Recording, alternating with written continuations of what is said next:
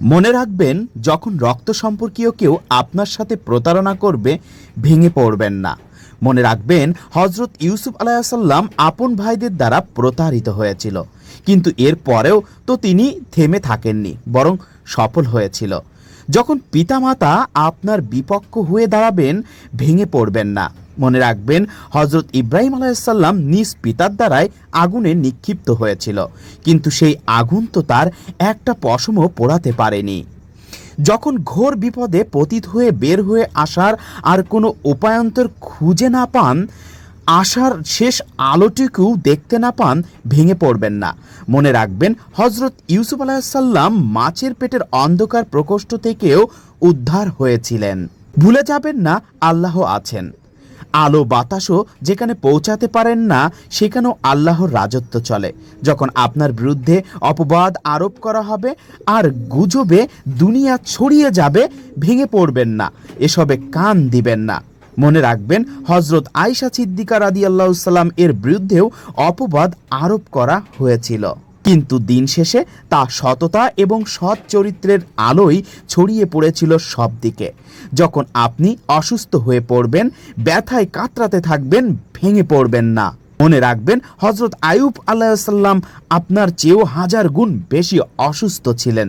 তিনি সেই সময় ধৈর্য ধরেছেন। ভুলে যাবেন না, ধৈর্যের ফল মিঠা হয়। যখন আপনি নির্জনতা বা একাকিত্বে ভোগেন, ভেঙে পড়বেন না।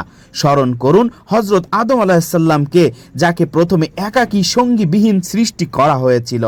তো আল্লাহ কি তাকে বেশি দিন একাকী রেখেছিলেন? আপনার জন্যেও কেউ না কেউ আছে।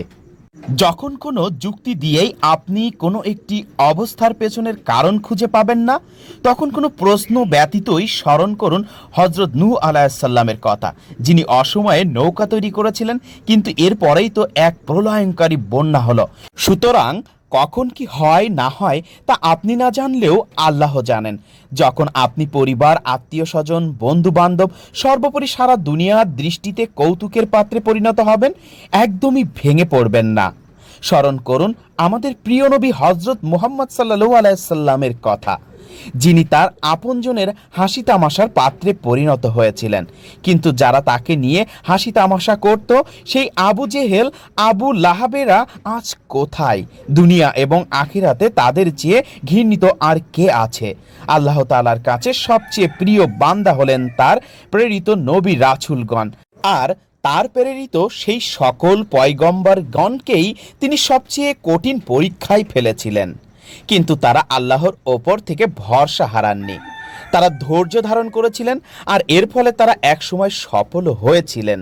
আল্লাহ তাদেরকে উদ্ধার করেছিলেন সেই কঠিন বিপদ থেকে, আর তাদেরকে আল্লাহ বিপদে ফেলেছিলেন এই জন্যে যে, যাতে করে দিন পালনের ক্ষেত্রে পরবর্তী উম্মতেরা ধৈর্য ধারণ করতে পারে, কষ্ট সহিষ্ণু হতে পারে। নিশ্চয়ই আল্লাহ ধৈর্য ধারণকারীদের সাথেই আছেন।